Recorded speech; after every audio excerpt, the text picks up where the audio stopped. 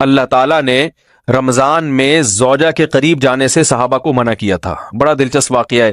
رمضان کی راتوں میں بھی زوجہ کے قریب جانے سے منع کیا تھا. ایک صحابی تھے، وہ رات میں کہیں چلے گئے، اب بڑے پریشان ہوئے، رسول اللہ صلی اللہ علیہ وسلم کے پاس آئے، عرض کیا یا رسول اللہ مجھ سے غلطی ہوئی، رمضان کی رات میں نے اپنی زوجہ کے قریب چلا. آپ نے فرمایا کیوں؟ وہ بڑا دلچسپ واقعہ ہے، بس بظاہر تھوڑا حیا کے خلاف بھی ہے لیکن اتنا بھی نہیں ہے.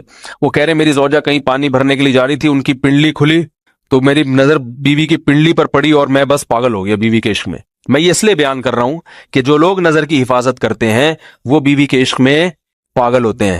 جو دن رات انٹرنیٹ پر پنڈلیاں دیکھتے رہتے ہیں انہیں بیوی کی پنڈلی بھی کیا شکل بھی اچھی نہیں لگتی ان کو. بدنظری کا یہ عذاب ہے، وبال ہے کہ جو اللہ نے گھر میں آپ کے لیے بٹھائی ہے وہ آپ کو اچھی نہیں لگے گی. تو نظر کی حفاظت کیا کرو، اس سے آپ کو اپنی بیوی سے عشق ہوگا، محبت ہوگی. بات آ رہی ہے سمجھ میں؟ تو اب دیکھو کیسا روزے کی حالت ہے. رمضان میں پابندی ہے، اسلام میں حکم تھا جو رمضان میں بیوی سے ہم بستری کرے گا 60 روزے لگاتار رکھنے پڑیں گے. کتنا بڑا جرم، لیکن صحابی سے برداشت نہیں ہوا. صرف زوجہ کے پاؤں پہ نظر پڑی ہے تو وہ کیسے بیوی سے محبت کرتے ہوں گے، اور وہ بیوی کے بغیر رہ سکتے ہوں گے. اور آج لوگوں کے فون آتے ہیں ہماری بیگم جس میگے جاتی ہے اتنی خوشی ہے، ایسا اچھا سا فیل ہوتا ہے، ایسا عجیب سا محسوس ہو رہا ہوتا ہے جیسے آزاد ہو گئے. تو میں کہتا ہوں ظاہر ہے اب تمہیں موقع مل گیا کنڈی لگانے کا، ٹھیک ہے نا، اور آنکھ مٹکے کرنے کا، تو خوش تو ہوگے. تو یہ بھی ایک عذاب ہے جو لبرل لوگ نے جس عذاب میں ڈالا ہوا ہے نا، اس میں عورت کے حقوق نہیں ہے. عورت کے حقوق نظر کی حفاظت میں اور عورت کے پردہ کرنے میں ہے. جب مرد باہر نکلے گا سب پردے میں ہوں گی تو آئے گا کس کے پاس؟ بیگم کے پاس ہی آئے گا. تو اتنے منہ کالا کرنے کے راستے کھول دیے ہیں تو ظاہر ہے پھر کامیاب ازدواجی زندگی نہیں ہوتی. تو نبی کے پاس آئے، عرض کیا یا رسول اللہ میں برداشت نہیں کر پایا. تو آپ مسکرا دیے. تو وہ نبی کے پاس گئے، یا رسول اللہ ایسے ہوا، مجھ سے غلطی ہو گئی. تو آپ نے فرمایا کیوں؟ فرمایا ایسا ہو گیا تھا. تو آپ صلی اللہ علیہ وسلم نے فرمایا 60 روزے رکھو لگاتار.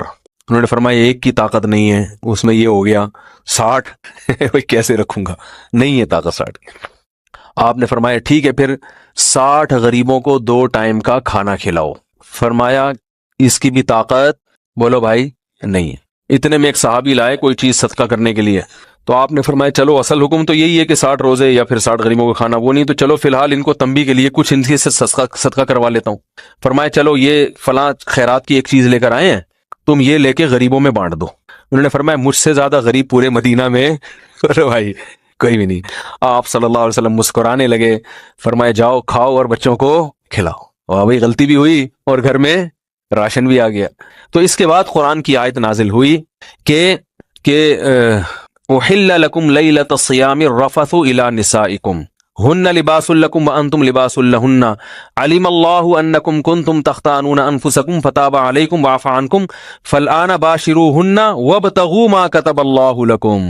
فرمایا اللہ کو بتایا کہ تم اس حکم پر عمل نہیں کر سکتے، لہٰذا رمضان کی راتوں میں تمہیں اپنی بیوی کے پاس جانے کی اجازت ہے، لہذا ان کے پاس جایا کرو اور اس اولاد کو تلاش کرو جو اللہ نے تمہارے مقدر میں لکھ دی ہے.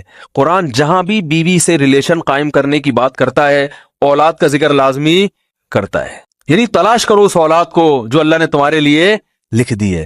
ما کتب اللہ لکم، ما کتب اللہ علیکم نہیں ہے.